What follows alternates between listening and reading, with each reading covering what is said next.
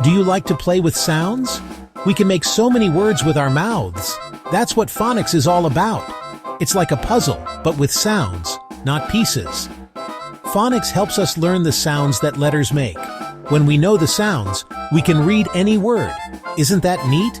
We can learn to read big words and little words. First, we learn the sounds of letters. Then we learn how to put those sounds together. Like magic, we can read. Learning phonics is fun, and it helps us read stories. We can read stories about cats, hats, and even things on mats. Now let's meet some special letters called vowels. They are A, E, I, O, and U. These vowels are very important for making words. Vowels make different sounds. A says ah like in apple. E says A like in elephant. I says I like in igloo. Can you guess the sounds O and U make? Vowels are like magic because they help us say words clearly.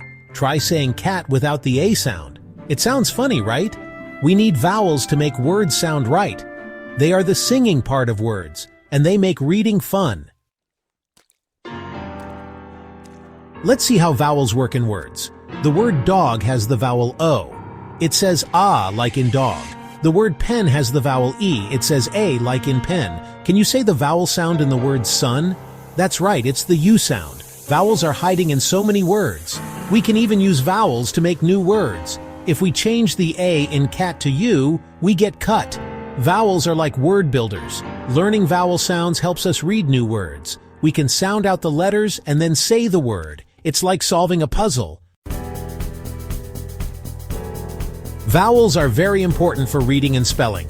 Let's practice some vowel sounds together. Repeat after me. A, E, I, O, U, I. Great job. When we know the vowel sounds, we can read almost any word. We can also spell words more easily. Can you spell the word cat with me? C-A-T.